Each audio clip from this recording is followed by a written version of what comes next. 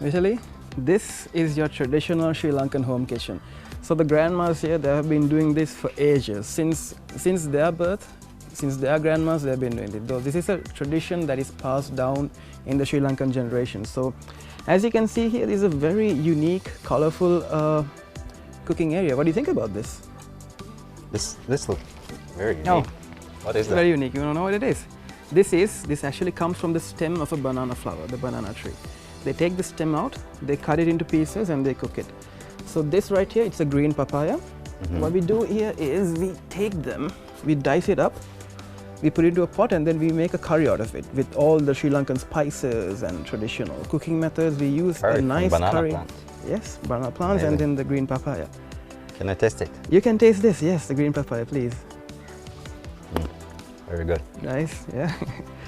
So this is what it means to be in a Sri Lankan kitchen. Very nice.